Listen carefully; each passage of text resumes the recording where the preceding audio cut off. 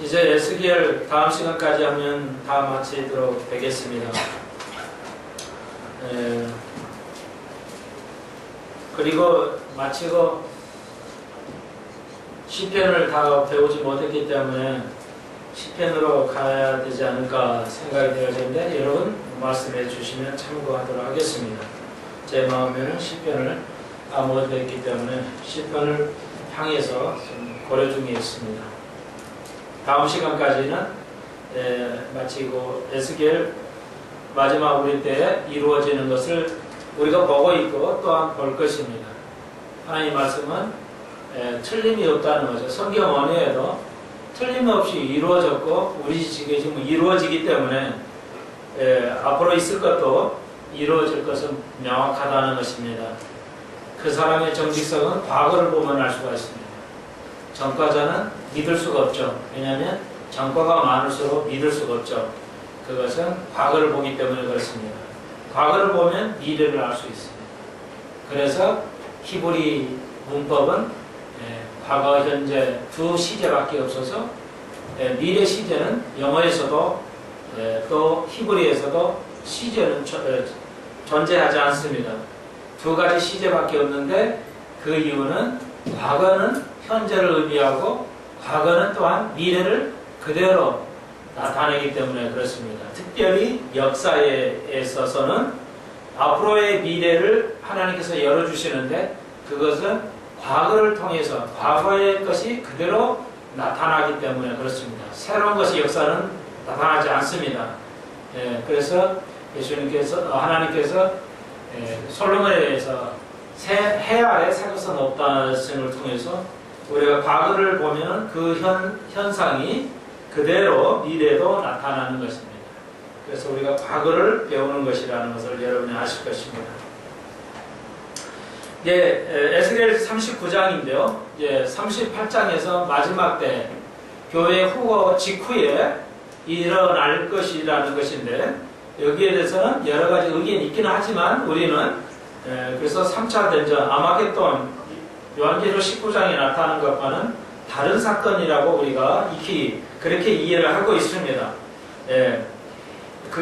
그래서 많은 이들이 이게 마지막 때에 아마겟돈 전쟁을 동일시하는 것이 대부분이지만 저희들은 성경이 내용이 전혀 다르기 때문에 그래서 히브리어를 우리가 히브리 성경을 여러분이 구약을 읽으실 때 꼭 참고하셔야 하는데 구약은 유대인들이 성경을 해석할 때 네 가지 방법을 가지고 있는데 오늘은 두 가지만 공부를 해보고 계속 가봅시다. 그래서 문자 그대로 해석하는 걸 영어로 그 히브리 말로는 페셋이라고 그래요. 페세트라고 그래서 페셋은 문자적 해석을 하는 거다. 유대인들은 성경을 이해할 때 제일 먼저 페셋 문자를 그대로 받아들이는 겁니다. 이건 변하지 않아요. 그 다음에 이제 두 번째가 이제 페세르라고 해서 거의 같은 말인데 페세르 히브리 말로 이 말은 이제 그 문자 속에 있는 뜻, 의미, 상징 이런 걸 나타내요. 영적 의미를 페세르라고 부릅니다. 그런데 이 영적으로 해석하는 것들이 실제 있어요. 구약에도. 그래서 비유가 있고 영적 의미가 있는데 이 영적 의미의 페세르를 할 때 페세 문자적인 해석을 무시하거나 철폐하거나 없애버릴 수는 없다는 겁니다. 이 법칙이 신약 구약에서 그대로 적용돼야 됩니다.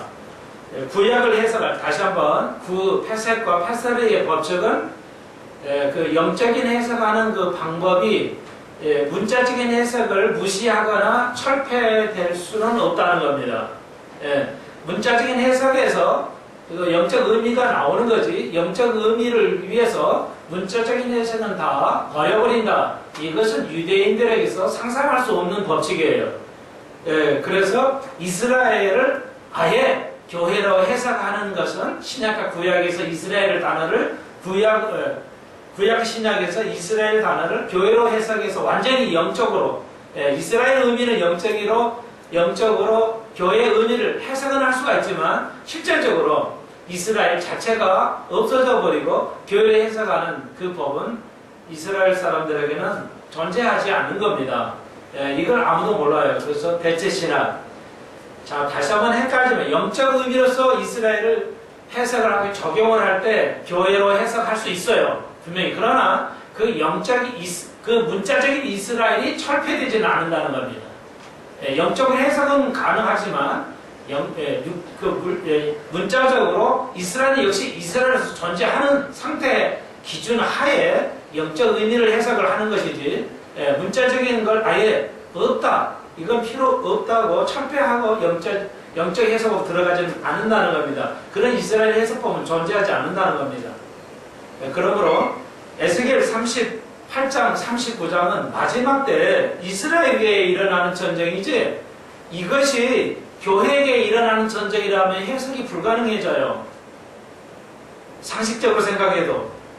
그렇지 않습니까? 오늘 여러분 읽다시피 그 이스라엘 성읍에 거하는 자에게 나가서 그들이 창가 병가 모든 것을 7년 동안 불 피우리라. 교회가 이렇게 할 리가 없다는 겁니다. 정말 상상할 수도 없고 너무 말이 안 되는 것인데도 불구하고 그래서 이스라엘의 교회라고 해석하는 이 분들은 일부는 그렇게 해석을 해요. 그리고 해석이 안 되는 것은 안 해버리죠. 다시 말해서 성경 전체, 성경 한 절 한 절을 해석은 안 한다는 겁니다. 대부분의 그런 교회들은 성경을 제목 설교라고 한 절 한 절을 안 하기 때문에 성경 전체를 안 다루기 때문에 오류가 안 꼬이게 돼요. 제목 설교하기 때문에 자기가 잘 모르는 거, 확신이 없는 건 설교를 안 하게 되기 때문에 이거에 오류가 생긴다는 걸 발견할 수가 없다는 겁니다. 아예 안 다루니까. 그래서 교인들을 무지의 상태로 이끌어가 버리는 것이죠. 맹인이 맹인을 이끈다는 주님의 말씀, 바리새인들에게 하신 말씀인데 오늘 우리들에게도 똑같이 적용이 된다는 것입니다. 구약의 에스겔을 교회로 적용할 때 그것은 매적이 불가능하다는 것을 알 수가 있습니다. 그러므로 여러분 확신을 가지시고 이스라엘은 이스라엘로 해석해야 되고 그리고 교회는 교회로 해석하되 이스라엘을 우리식으로 오늘의 우리에게 영적 의미로 해석할 때는 그것이 분명히 가능하다는 것입니다. 그러나 문자적인 해석을 뒤엎거나 앞서는 것은 결코 아니라는 것. 그것이 페셋과 페세르의 법칙이라는 것. 제가 만든 법칙이 아니에요. 유대인들에서 해석을 할 때 랍비들이 그렇게 하는 법칙이라는 것입니다. 페셋, 페세르 기억하시면 좋겠습니다. 자, 그래서 38장에서 아랍과 러시아가 연합전선을 통해서 이스라엘에게 쳐들어오는 것인데 39장에서는 그들을 멸망시키고 하나님께서 이스라엘을 보호하신다는 것입니다. 러시아가 교회에게 여러 가지 악한 것은 한 건 사실이지만 해석은 불가능한데 구약에는 교회가 존재하지 않습니다. 그런데 거의 대부분의 교회에서 구약의 교회가 존재했다. 구약 교회라고 번역은 그 번역물이지 실제는 아닙니다. 교회라는 단어가 구약에서는 존재하지 않습니다. 한 번이가 있는데 그것은 우리 성경에는 있지만 어원에서는 히브리에서는 교회라는 용어가 있지 않습니다. 그러므로 구약에서는 교회가 존재하지 않습니다. 대부분의 교회에서는 구약의 교회가 존재했다고 보고 있어요. 그런데 그건 불가능하죠. 자, 교회는 언제 생겼죠?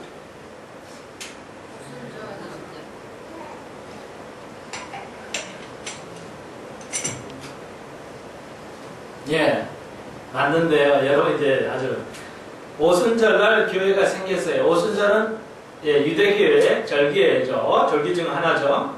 자, 그렇다면은 우리는 이 오순절 교회가 생겼어요. 구약 전에 구약의 교회가 존재했었다면 교회는 율법 아래에 있었다는 것입니다. 분명히. 그런데 그것은 해석이 또 적용도 안 되고 논리에 안 맞는 것을 우리가 알 수 있습니다. 교회는 오순절 생겼어요. 교회가 이루어지려면 딱 한 가지가 있어야 돼요. 여러 가지 생각할 수 있는데 시작점은 그래요. 시작점은 맞습니다. 그러면 교회가 교회 되려면 자, 우리 한번 다시 한번 교회가 되려면 뭐가 있어야죠? 교회는 이 한 가지가 있지 않으면 교회라고 볼 수가 없어요. 시작은 했어요. 뭐죠? 성령. 예, 100% 이제 교회는 성령과 더불어 시작했어요. 성령이 존재하지 않고 성령의 지배를 받지 않으면 그건 교회가 아닙니다. 그것을 끊임없이 신약과 구약에서 얘기하고 계세요. 로마서에서도 오늘 이제 다음 시간 또 그 다다음 시간이나 혹은 배울 것인데 로마서 8장을 통해서 성령을 언급하시죠. 성령의 지배하에 있지 않으면 구약에는 성령의 역사를 이야기는 하지만 구체적으로 하지 않죠. 왜? 하나님이 직접 하셨으니까. 예수님 시대 때는 예수님이 직접 하셨으니까. 그래서 유대인 12제자들도 성령이 임하지 않았기 때문에 그들은 완전하게 이해할 수가 없었어요. 그리고 오순절날 성령이 임함으로 교회가 시작했습니다. 다시 말해서 우리가 은혜 아래에 있지 않으면 성령은 떠나버리기 때문에 법 아래 있으면 성령은 떠나버리기 때문에 교회는 교회로서 존재하지 않습니다. 이걸 우리가 아셔야 돼요. 절대적으로 중요한 거예요. 그래서 구약의 교회가 존재했다는 것은 어불성설입니다. 교회론. 교회가 교회의 됨에 대한 증거, 성령에 존재하지 않는 교회는 교회가 아닌 것이죠. 그래서 여러분이 성령인 전인데 성령이 전인데 우리 속에 성령이 거하지 아니하고 또 우리가 성령의 인도함을 받지 아니한다면 그것은 교회가 아니라는 것을 한 가지만 제가 이제 나가면서 에스겔을 하면서 이제 마지막 정리하면서 구약은 분명히 이스라엘로 해석을 해 주셔야 된다는 것입니다. 예. 그래서 이제 로마서 8장에 가면 성령에 관해서 아주 자세하게 이제 우리가 또 다뤄볼 것입니다. 실제 이제 자, 그래서 39장은 오늘 제목처럼 이스라엘에게 도전하는 러시아 그들의 러시아도 끊임없이 이스라엘을 약탈해 갔죠. 그리고 그 아랍 족속들도 끊임없이 그 이스라엘 조상들을 괴롭혀 왔고 죽이고 왔고 지금도 괴롭히고 왔어요. 지금 이제 팔레스티나의 나라가 아직도 이제 존재는 하는데 이제 아라파드가 죽은 이후에도 원래 팔레스티나의 그 땅에 블레셋이라고 그러죠. 우리 성경에는 블레셋, 팔레스틴이라는 땅에는 원래 그 족속은 원래 팔레스틴 족속은 그 아랍 족속이 아니고 인도 사람이에요. 인도인들이 그 이제 정착을 거쪽을 해가지고 된 것입니다. 원래는 아니에요. 그래서 여러분 자 그래서 계속 팔레스tina 이스라엘을 괴롭혀왔고 지금도 하루에 한 명씩꼴로 자살이나 이거 여러분 뉴스에 안 봐서 그러지 뉴스가 안 나와서 그러지 평균 하루에 한 명씩 자살 특공대나 또 이게 아랍에 의해서 이스라엘 사람들이 죽어가고 있습니다. 엄청난 일인 것이죠. 그러면 교회적으로 이걸 영적으로 해석할 때 한국 우리나라 사회는 괜찮은 것인가? 노인 자살률이 세계 OECD 중에서 제일 높습니다. 하루에 20명꼴로 대략 하루에 20명꼴로 노인들이 자살해 30명 정도로 평균 자살해 하고 있습니다. 하루에 1년이 안에 하루에 30명씩 노인들이 자살하고 있습니다.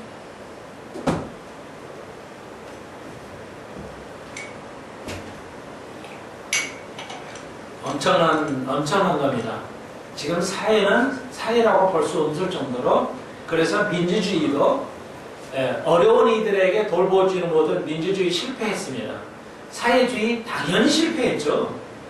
사회주의만 실패하고 민주주의는 성공했다? 아니에요. 민주주의도 사회주의만큼 결함과 전혀 어려운 이들과 고난에 당하는 이들에 대해서 전혀 해가지 못하고 있다는 거 사실입니다. 이거 심각합니다. 제가 하나만 여러분 잘 담배나 술을 마시는 양이 세계에서 제일 높습니다. 러시아 다음인데 러시아는 추워서 마신다 하지만 한국은 겨울에도 따뜻한데도 술을 마시는 것 이런 것도 생각을 해봐야 되겠습니다. 자, 또 제가 또 누굽니까? 아주 고집이라 하면 뭐 아주 정말 고집스럽죠. 그래서 교회는 다시 한번요. 교회는 성장을 해야 돼요. 그러면 교회 성장은 무엇인가? 두 가지입니다. 교회 성장은 다시 한번 두 가지가 아니라 교회 성장 하나만 다르죠. 교회 성장은 어떤 것이냐? 어떤 것이 교회 성장이냐? 숫자가 넓혀지는 게 교회 성장 아닙니다. 교인들 수가 늘어난 것, 그것이 교회 성장이라는 것은 단연코 아닙니다. 줄거나 늘거나 교회 숫자는 성경에서 단 한 번도 언급되어 있지 않으면서 성장으로 볼 수 없습니다. 그러면은 교회 성장은 무엇이죠?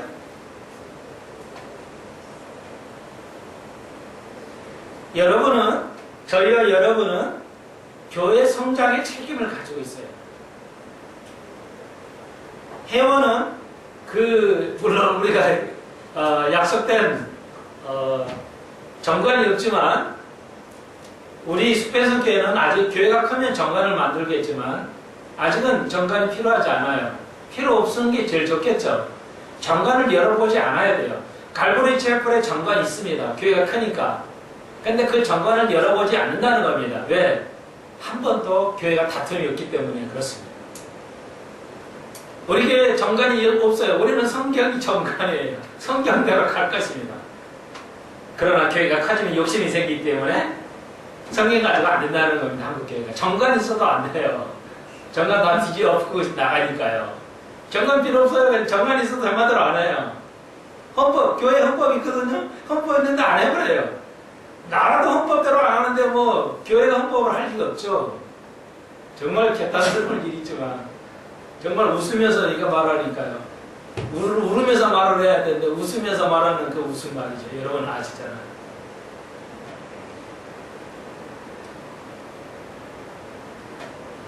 여러분은 회원으로서 당연히 책임이 있어요. 저희는 교회 하나의 일원으로서 책임이 있어요. 교회가 성장해야 할 책임 뭐죠? 교회가 성장한다는 게 뭐예요? 그러면 숫자대로 오는 게 아니고 뭐예요? 교회의 당연한 목표, 교회가 해야 할 일 똑같아요. 여러분이 해야 할 일, 우리가 해야 할 회원으로서 당연히 해야 할, 준수해야 할 일 딱 한 가지예요. 뭐예요? 교회를 성장시키는 거예요. 그러면 그걸 성장시킨다는 건 뭘 말하는 거예요? 딱 한 가지예요. 예? 뭐요? 제자요? 그것도 맞는기는 맞는 건데. 그러니까 목사의 그거냐. 목사가 해야 할 일이 뭐냐면 성도를 완전히 구비하게 하는 거예요. 제자 삼는 거예요. 그건 목사 측면에서. 그런데 교회 전체의 틀, 교회가 전제해야 할 성장을 제가 포커스를 맞췄잖아요. 교회가 해야 할 일이 성장인데 그것은 숫자가 늘어나는 것이 아니고 뭐냐 이거예요.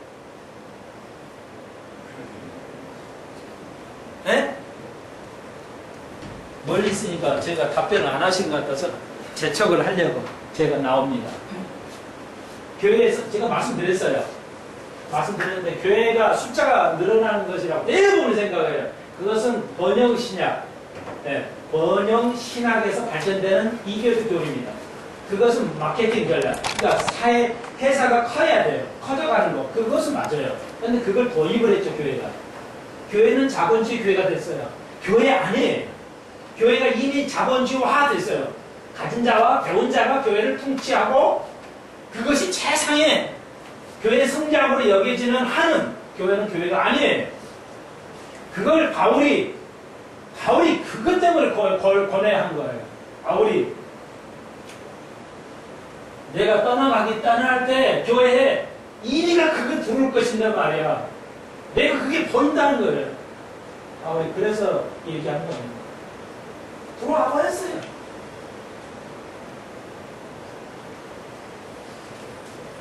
교회는 하나님이 통치하게 하셔야지 목사가 통치해서도 안 돼요. 한 가지 이제 생각을 하셨죠? 교회 성장의 책임을 우리가 가지고 있는데 그것은 숫자가 아니라 사회 변혁이에요. 개인의 변화, 개인의 십자가를 지는 죽어가는 것.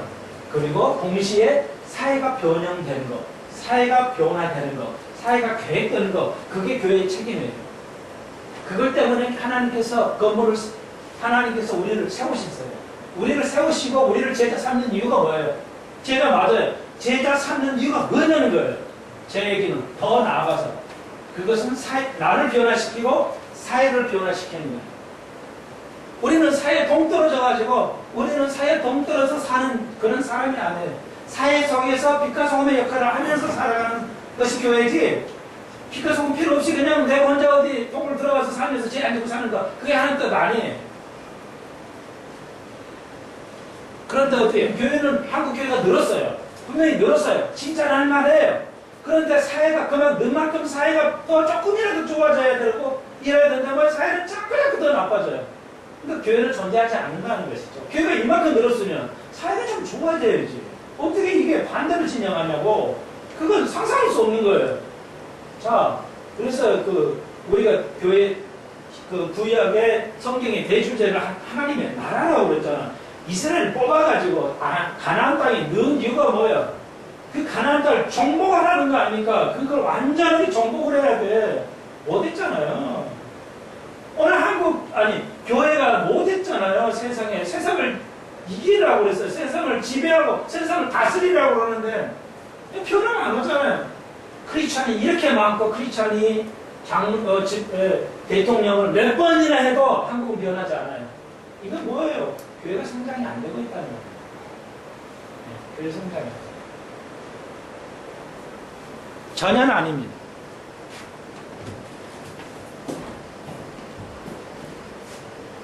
그래서 우리 모두가 조금이란 책임을 가져야 됩니다. 자, 그렇게 하고 에스겔 39장 이제 다른 길로 안 나가게요. 다 연관성이 있어 그렇게 말씀을 드리는 겁니다. 이스라엘을 해쳤던 그 옛날에 그거 그대로 되갚아요. 그게 이스라엘에 대한 하나님의 사랑입니다. 네. 이스라엘과 교회에 대한 적에 대한 그 심판에 대한 것이 39장 이루어지고 우리가 7년에 이루어지는 거죠. 대환란 때 이루어지는 겁니다. 이스라엘과 우리의 교회에 대해서 탄압하는 것에 대해서 하나님의 심판이 임한다는 것입니다. 교회 심판하신다고 말씀하셨어요. 무천년, 후천년은 교회 심판할 기회가 없어요. 무천년과 후천년은 교회를 주님께서 분명히 사도 바울이 교회 하나님 심판하신다는 것에 대해서 전혀 할 기회가 없다는 겁니다. 그 스케줄이라면 안 맞아요. 세상이 후천년 점점 좋아져야 돼요. 무천년 아예 없어요. 그럼 언제 심판하냐고 교회를. 안 맞아요. 당초에 아무리 어디다 갖다 놔도 너무 안 맞는 걸 다 믿고 있어요. 영적으로 다 죽어 있다는 겁니다. 그래서 그 심판을 하시게 되는데 39장에서는 그 쳐들어온 애들에서 하나님 심판하신 그날을 좀 오늘 봉독한 대로 이루어지겠다 하시는 것입니다. 그래서 9절에 그때 모든 그 탄핵 하는 전쟁에서 이기는 모든 물자들을 7년 동안 불피우리라. 그러니까 엄청난 기름이라든지 그런 포획물들이 처분을 하면은 이스라엘에게 7년 동안 불피울 수 있는 불을 가동할 수 있는 열량을 가져갈 수 있는 그런 가치가 7년 동안 쓸 수 있는 열로 쓸 수 있는 굉장한 가치가 있는 돈들이 된다는 것입니다. 아마 이건 불가능한 건 아니겠죠. 7년 동안 불피우리라. 그러니까 이것은 7년 뒤에 환란을 의미하지 않습니다. 안 맞아요. 그렇죠? 7년 뒤에 환란하고는 이건 너무 안 맞죠. 적용할 수가 없어요. 그렇기 때문에 이건 분명히 휴거 이후에 생길 것이라는 것을 우리에게 보여주십니다. 그래서 11절 그날에 내가 곡을 위하여 대표하는 곡이죠. 이스라엘 땅 곡 바다 동편 사람의 통행하는 골짜기를 매장주로 줄이니 통행하는 것이 막힐 것입니다. 사람이 거기서 곡과 모든 무리를 장사하고 그 이름은 하몬곡 골짜기라 일컬이리라. 죄송해요. 인터넷 보시는 분들. 안녕하세요. 죄송합니다. 네, 여자 배우한테 인사해야 돼요. 이게 미국 스타일이에요. 네. 자, 여기 보세요. 이스라엘, 여기 이건 예수님의 공생애. 몇 년 사셨다고요? 몇 년 살았어요? 예수님 공생애가? 3년이 아니고 3년? 아니에요. 예, 수요일날 오시면 알아요. 예. 3년 반에, 3년이 아니에요. 3년 반, 3년 반이에요. 3년 반 하셨는데 이 공생이가 여기 있어요. 근데 여기 베가볼리라고 저기 있거든요. 요단강 있고, 갈릴리호수 요단강 오른쪽 베가볼리. 여기를 매장지로 주겠다는 겁니다. 그런데 우리식으로는 한글식으로 할 때 베가볼리라고 그랬어요. 베가볼리. 원래는 데카하고 홀리, 이런 예, 오에 가까워요. 헬라어로 말하는 테카. 아, 데카. 이 데카에서 영어에 디케이드, 10이라는 뜻이 10자, 10개라는 데케이드가 여기 데카라는 헬라에서 말해 10자를 그러니까 볼리는 볼리인데 헬라식으로 정확하게 하면 폴리가 돼요. 폴리스, 경찰. 여기 아니고 폴리스가 경찰이라는 뜻이 있고 또 한 가지 뜻은 도시라는 뜻이 있어요. 그러니까 데카볼리는 10도시라는 뜻이에요. 데가볼리, 이건 좀 순화시키면 테카폴리, 그러니까 10도시라는 뜻이에요. 폴리스라는 것은, 그러니까 이제 이걸 구분이 안 되잖아요. 같은 폴리스가 경찰도 되고 도시도 되니까, 그래서 이걸 액센트를 바꿔가지고 뒤에 액센트 주면 경찰이 돼요. 폴리스 이러면 경찰, 폴리스 이러면 도시가 되는 겁니다. 그러니까 영어도 그냥 액센트를 무시하면 익산 못 알아들어요. 경찰 어디 있어요? 경찰 어디 있어요? 폴리스 이름 못 알아들어요. 폴리스 이래야 돼요. 네, 여러분 감기 없었는데 감기 있어요. 손자에게 좀 가르쳐 보세요. 이런 거 하나. 그래야 할머니 할아버지 체면이나 드시지. 죄송해요. 이건 자 어디 있어요? 자, 이 데카볼리는 근데 10도시예요. 이것은 이스라엘하고 로마가 지배할 때 로마가 하나 도시를, 그러니까 계획도시, 요즘에 계획도시를 만들어가지고 로마인이나 예국 사람들, 유대인 사람을 정착을 했어요. 서로 로마가 지배할 때 뭐예요? 유대인들하고 로마 사람하고 이렇게 이제 국제 결혼을 하게 되잖아요. 그러니까 거기다가 이제 그 10도시를 만들어가지고 모든 나라 사람들이 정착할 수 있도록 이렇게 10도시를 만들었어요. 그러니까 지금도 그렇지만, 호메라들은 별로 안 좋아하잖아요. 그래서 이스라엘 사람이 로마 사람은 결혼하면 아주 호메라를 안 좋아해요. 서로가 배척하니까 거기다 정착촌을 마련해가지고 데카볼리에서 살았어요. 그러니까 아주 그냥 멸시 받고 사니까 인간들이 뭐예요? 안전이 안 좋아져요. 그거는 아주 그냥 이 데카볼리스는 그냥 완전히 정서가 안 좋으니까 뭐예요? 안전이 그냥 낮은 아주 좋지 못한 지역이에요. 예, 여기서 돼지를 불법을 길러가지고 먹고 살고 그렇게 됐어요. 그 도시가. 그러니까 도시도 어떤 지역도 아주 안 좋은 지역이 있어요. 예, 요즘 세상적으로 타가 좀 센 지역이 있다는 겁니다.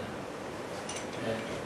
근데 거기 자리가 돼지가 해서 귀신이 들이 들어가죠. 그게 데카볼리예요. 그리 이제 매장지를 주겠다는 거예요. 그러니까 뭐예요? 돼지 같은 족속들을 다 거기서 매장하게 됩니다. 그러니까 의미가 있어요, 이게. 예수님께서 그 일을 벌이실 때 그 자리를 해석하는 것은 이유가 있단 말이에요. 그래서 이게 이제 그 예표로서, 에스겔의 예표로서 보여주셨는데 그 자리를 할 것이다. 매장지로 줄 것이다. 그 이름을 하몬곡이라, 걸작이라 해라. 하몬곡. 예, 곡. 하몬에다 곡 분리되어 있죠. 곡. 그러니까 그 곡을, 쳐들어오는 곡을, 하몬은 물이라는 뜻이에요. 그러니까 그 곡의 물이라는 걸작이 거기다 이제 매장지로 지진을 내가지고 하나님이 직접 심판을 하셔요. 지진을 내가지고.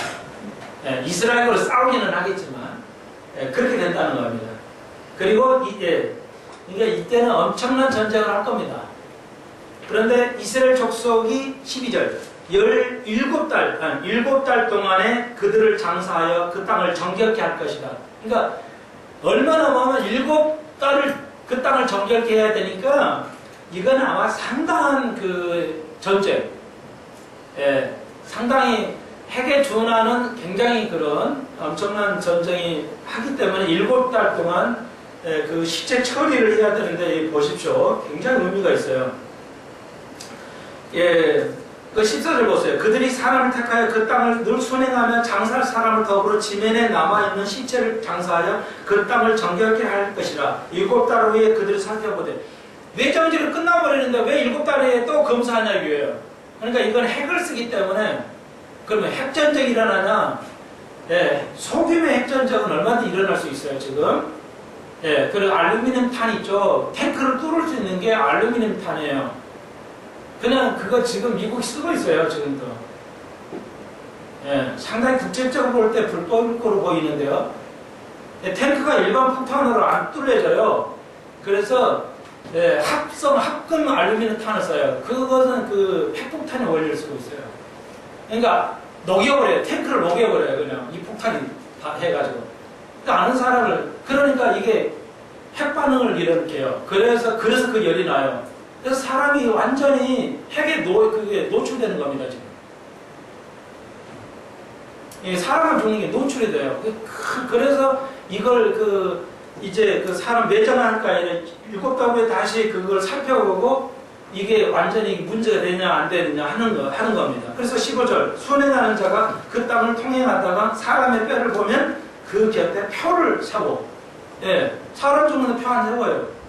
그러니까 낙진이나 이런 것이 있기 때문에 오염되기 때문에 장사하여 들어와서 함원고 골짜기 장사하게 할 것이다. 낙진 때문에 생기는 것이 아니냐 이렇게 보고 있어요. 그러니까 러시아나 아랍은 가지고 있지 않지만 이게 러시아나 미국이나 이런 강대국은요. 예, 우라늄 정확한 용어는 모르겠는데 우라늄 탄이라고 그래요. 우라늄 탄이에요. 우라늄 탄. 탱크를 못 뚫으니까 탱크를 뚫어버릴 수 있는 것은 그것밖에 없어요. 그게 실제 지금 써서 왔어요. 이라크 때. 예, 그러니까 이라크가 꼼짝을 못하는 거예요. 탱크가 꼼짝 못해요. 그건 뚫어버리기 때문에.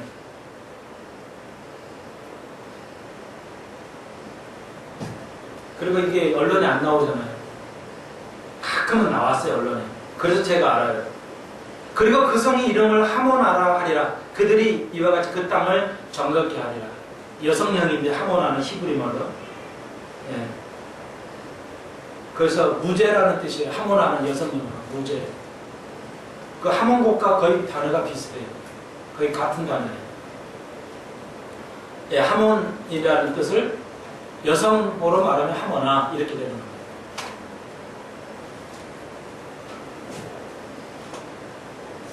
그래서 그 땅을 정결케, 예, 그래서 이제 그 이스라엘에서 그 땅을 정결케 할 수 있도록 이제 하는 거 여러 가지 있죠. 낙진을 제거하는 여러 가지 방법이 있잖아요. 자, 이것이 일본의 전쟁이라면 이렇게 되지 않겠죠. 마지막 때 무서운 것이 이제 일어납니다. 결국 인간은 만든 건 써요. 만든 건 쓰게 돼 있어요. 쓰려고 만든 거니까요. 무서운 시대가 오고 있습니다. 자, 그래서 17절 이하에는 그에 대한 잔치를 벌이지 표시하죠. 시적으로. 그래서 새들이 모여서 고기를 먹게 된다. 이런 거라서 그 엄청난 전쟁 후에 심판을 지금 하나님께서 보여주고 계십니다. 그래서 이제 23절, 22절, 그날 이후에 이스라엘 족속은 나를 여호와 자기들의 하나님인 줄 알겠고 열국은 이스라엘 족속이 그 제약으로 인하여 사로잡혔던 줄 알리라. 그러니까 예수를 통해서 이스라엘이 70년 잡혀가는 거 유대인들이 속교는 알겠죠. 그리고 이 전쟁을 통해서 유대인들이 다른 하나님만 알겠죠. 하나님 살아계심을 이제 전쟁을 통해서 이해하게 될 것이라는 것이죠. 40장 나오겠습니다. 이제 39장까지 해서 에스겔 전쟁, 법전쟁을 이제 마치게 되고요.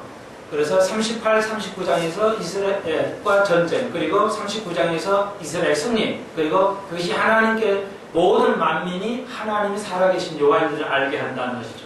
전쟁을 통해서. 예. 알게 하실 것이라는 것으로 끝나고요. 이제 에스겔이 완전히 장면이 바뀝니다. 40장에는 에스겔 성전이에요. 천년왕국 때, 이제 천년왕국에서 좀 우리가 공부를, 에스겔 마지막 장까지는 2시간에 걸쳐서 천년왕국에 관한 개념입니다. 이제 이것이 에스겔 전쟁이 끝나면, 곡전쟁이 끝나면, 그 다음에 일시적인 평화로 들어갔다가, 그리고 이제, 그 다음에 이어서 7년대 환란으로 들어가게 되고요. 그 다음에 이제 천년왕국으로 들어가죠. 그리고 그 다음에 마지막에 이제 요한계시록을 통해서 완전히 21장, 22장 통해서 영원한 새 하늘, 새 땅을 이제 그런 스케줄에 나가죠. 그래서 성경이 이렇게 서로가 짜집기가 해가지고 완벽하게 이루어지는 겁니다. 예. 그래서 여러분, 21장이 영원한 천국인데 21장을 이 땅에서 천국으로 보는 학자들도 있어요. 이광복 목사님이 그런 형태예요. 21장 이게 천국 얘기, 새하늘 새 땅이 아니고 천년왕국 때 이루어질 거. 엄청난 실수죠.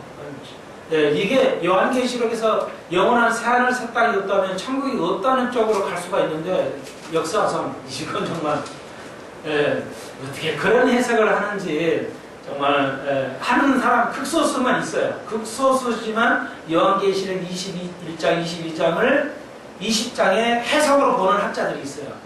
극히 일부분이지만. 근데 본인이 그쪽에 속해서 참 제가 너무 안타까운데, 천년왕국 있고 그 다음에 새하늘 새 땅이 없다면은 이건 요한적인 교리하고 비슷해질 수 있어요. 새하늘 새 땅이 있어야 됩니다. 반드시. 그게 요한계시록을 통해서 완전한 역사를 그리는 건데 역사의 하나를 빼먹어 버린다. 역사가 단절된다. 상상할 수 없는 것이죠. 여러분 이걸 이해하셔야 돼요. 그래서 천년왕국 이것은 무천년은 그러니까 후천년은 우리가 그래도 봐주겠다는 겁니다.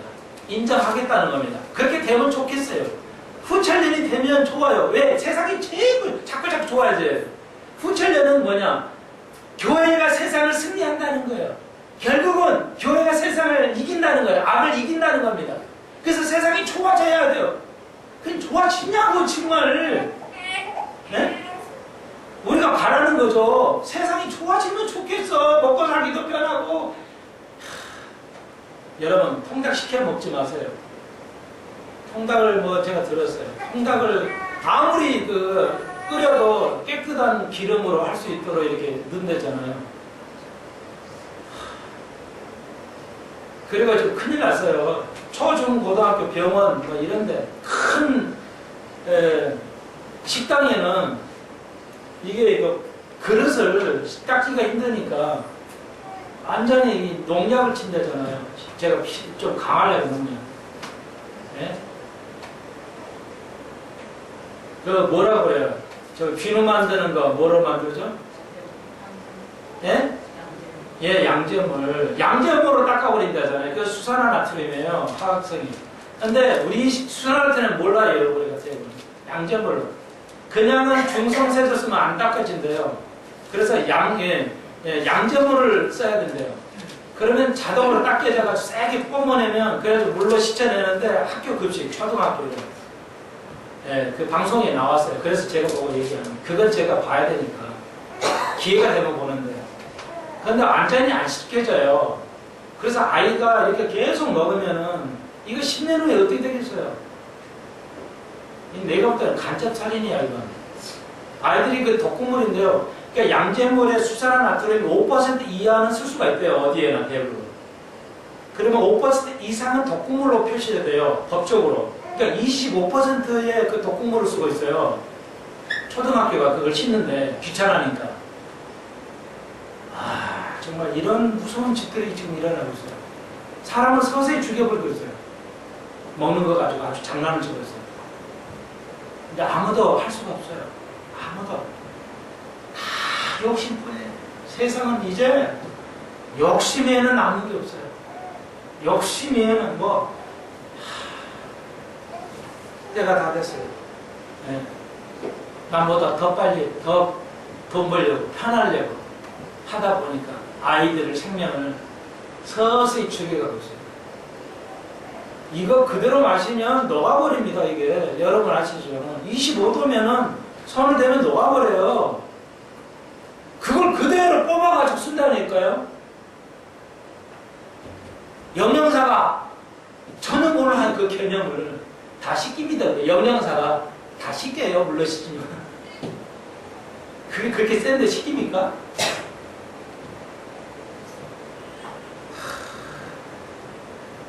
이런데 하나님 심판이죠. 예, 그래서 이것이 정결돼야 돼요. 한 번은 완전하게 의의 심판이 이루어지는 거. 그게 에스겔 40장. 그러면 에스겔을 성전이 세워진다는 겁니다. 40장 얘기는 에스겔 성전이에요. 천년 왕국 때문에 세워져야 할 겁니다. 자, 이제 다 아시는 내용이니까. 그러면 오늘 우리가 좀 배웠어요. 오늘 오전에도 오늘도 배웠죠. 지금 이 시간에. 그러면 자 보통 교회에서 이해 못하고 무천년 쪽에서는 이제 후천년은 그럴 거예요. 그렇게 된다면 너무 감사할 일이고 무천년은 우리가 인정할 수 없어요. 이건 거짓 복음이에요. 무천년은. 그런데 그러니까 무천년은 에스겔 그 천년왕국을 인정하지 않으니까 예 이제 보십시오. 그러면 에스겔은 자 에스겔 성전이 생겨야 돼요. 천년왕국이 있다는 건 에스겔 성전이 세워져. 이걸 교회로 해석할 수는 불가능합니다. 이걸 해석하는 무천년주의자가 이걸 해석하는 사람이 한 번도 없어요. 단 한 사람도 없습니다. 해석 못해 안 해요. 그러니까 제목 설계하면 되죠. 근데 이렇게 한 절 한 절 설계하면 감당할 수 없어요. 그래서 예, 무천년주의자는 성경 전체를 해석 못합니다. 안 합니다. 절대 안 해요. 넘어가 보거나 이러지. 자, 우리가 천년왕국이 있고 요한계시록에 20장에서 천년왕국이 있고 에스겔에서 합치된다. 일치한다. 40장에서는 에스겔 성전이 세워져야 된다. 그러면 무천년주의자들이 제일 왜 무천년을 하냐면 그 가장 큰 이유가 하나가 뭐냐면 십자가의 공로를 약화시킨다는 겁니다. 예수님께서 십자가 제물로 다 이루었는데 왜 또 성전이 세워야 되냐는 거예요. 성전 필요 없지 않냐? 예수님 십자가로 다 이루었는데 왜 교회가 또 성전이 세워서 제사가 세워야 되냐? 이스라엘 필요 없다. 성전 필요 없다. 이렇게 가르치는 거죠. 맞아요. 자, 그런 사람들에게 여러분은 확신이 안 가는 사람에게 다시 한번 에스겔 성전 40장이 왜 세워야 되냐? 너무 자세하게 적어놨어요. 성전의 그 가장 최고의 성전을 자세하게 표현해놨어요. 솔로몬 성전도 이렇게 아니었죠. 네, 그러므로 자 이게 이제 정리만 해야 될 것 같은데요. 에스겔 성전이 세워져야 할 이유 이사야 56장을 가봅시다. 그걸 잡고 계시고 이사야 56장을 가보십시오. 56장 7절을 가보시면 그걸 손을 잡으시고 이사야 56장 7절 내가 그를 나의 성산으로 인도하여 기도하는 내 집에서 그들을 기쁘게 할 것이며 그들의 번제와 희생은 나의 간에서 기꺼이 받게 되리니 이는 내 집은 만민의 기도하는 집이라 일컬음을 될 것임이라 그랬습니다. 그러니까 이사야가 말하고 있어요. 내 집은 이스라엘 집을 말해요. 이스라엘 성전을 말해요. 이스라엘 지금 성전이 없었어요. 2000년 동안. 그러니까 이제 생겼어요. 성전은 없어요. 이스라엘 나라에 성전은 없어요. 그런데 내 집은 교회를 말하지 않아요. 이스라엘 성전을 말해요. 이스라엘 성전은 뭐하는 집이라? 만민의 기도하는 집인데 우리가 이걸 잘 이용하고 있어요. 교회야 뭐 만민의 기도하는 집이라. 예, 대형 교회는 메스 모르겠지만 교회가 만민이 기도하는 집은 아니잖아요. 우리 한국 교회는 한국 사람이 와서 기도하는 집이지 만민이 와서 기도하지는 않아요. 그렇게 하면 좋겠지만 그러니까 이스라엘 교회는 이스라엘 땅에 있는 하나님의 성전은 만민이 진짜 기도해요. 그래서 1000년 동안 뭐라고요? 1000년 동안 모든 나라들이 와야 돼요. 1000년 동안에 모든 나라들이 이스라엘 와서 예배를 드려야 돼요. 안 드리면 죽임을 당한다고 구약의 기자들은 말하고 있죠. 안 드리면 그건 죽임을 당해요. 왜? 의의가 작동하기 때문에 그냥 무식한 말로 걸러갑니다. 예, 이스라엘 와서 이제 그 숫꽃이라고 그랬죠. 숫꽃을 지났죠. 이스라엘 백성이 나올 때 숫꽃에서 처음 머물렀죠. 그래서 이제 타버네클이다 하고 이제 마지막 이스라엘 절기 뭐라고 그랬죠? 마지막 이스라엘 절기? 예? 그렇죠. 초막절이, 수컷이 초막절이라는 뜻이에요. 예, 그래서 이제 그때 이스라엘에게 오는 겁니다. 이스라엘로 가서 다 이제 제사를 드리는 겁니다. 그러므로 이스라엘 집이 완벽하게 이스라엘 하나님의 성전이 완전히 만민이 기도하는 집이 침체됩니다. 교회를 통해서는 그냥 개인이 다 이렇게 오지만 아니에요. 완벽한 것은 이스라엘의 예루살렘 성전에서 만민이 이제 여행하는 게 아니라 제사하러 가야 해요. 그런데 구약의 예수님 십자가 전에 제사법은 아니에요. 그 제사법으로 복귀되는 거 아닙니다. 그러니까 복귀된다고 보는 학자도 있지만 무철례는 그렇게 된다고 하지만 저희는 안 해요. 완전히 다른 제사하러 가는 겁니다. 그러니까 구약의 모세가 했던 그 법으로 돌아가는 게 아니고 우리는 완전히 다른 제사법, 예배법으로 천년왕국에 들여진다. 그것은 이스라엘 성전을 중심으로 된다. 그래서 구약법에 완전히 틀려요. 그 이유는 이제 다음 시간이 갔기 때문에 다음 시간에 천년왕국을 이제 마저 정리하도록 하겠습니다.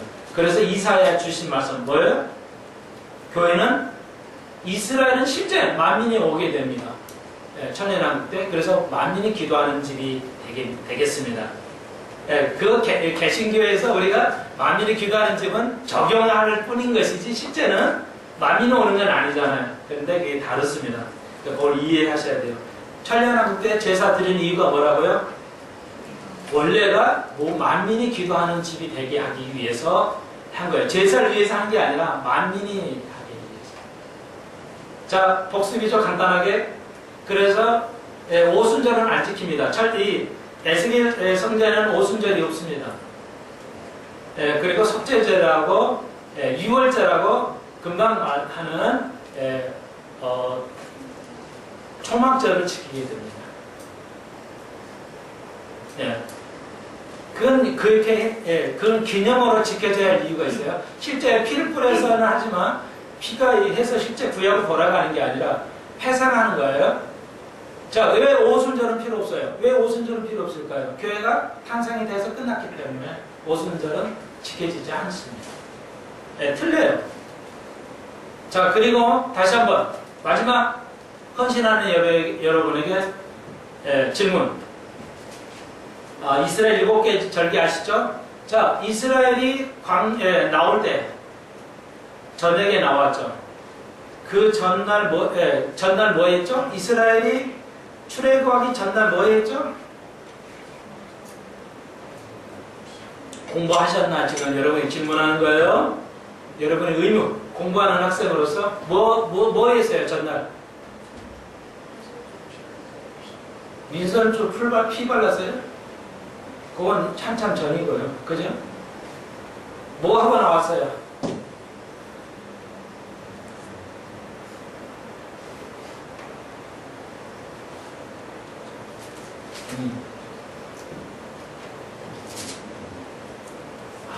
아시는 분이 없네. 하나님께서 뭐 하라고 그랬어요, 전날? 자, 그럼 뭐 하라고 그랬어요, 하나님께서 전날? 그러면 답을 드리죠. 뭐 먹으라고 그랬어요? 뭐 먹으라고 그랬냐? 정답이에요. 누룩 없는 빵을 먹으라고 그랬죠. 왜 그랬을까요?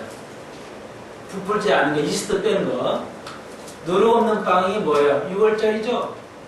그걸 무교병이라고 그러잖아요. 6월절에 무교병을 먹어요. 근데 무교병 맞는 3일날 어떻게 됐어요? 예수님이 부활하셨잖아요. 자, 그러면 그 무교병을 먹었어요.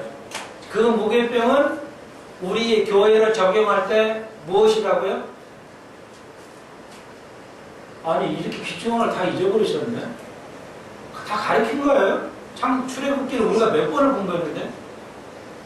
무교병을 먹었어요. 그것을 교회로 적용할 때는 무슨 의미라고요?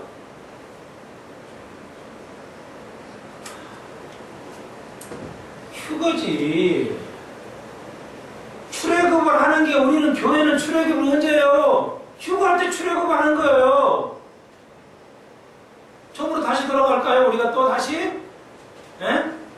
이스라엘이 출애굽하는 것은 교회에서는 출애굽을 할 것인데 영적으로 출애굽할 것인데 똑같아요. 그러니까 무교병을 먹는 자, 다시 말해서 옷을 빠는 자, 죄 용서를 받은 자, 회개하는 자가 뭐예요? 은혜에 있는 자가 은혜 속으로 들어가는 거예요. 은혜의 마지막이 어디예요? 은혜의 결과가 언제라고요? 천년왕국 때예요. 지금 은혜는 잘 모르겠잖아요. 그때는 알아요. 천년왕국 들어가면 알아요.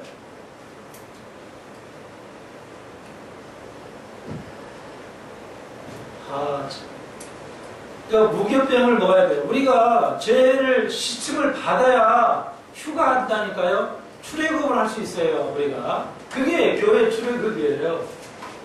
잊지 마세요.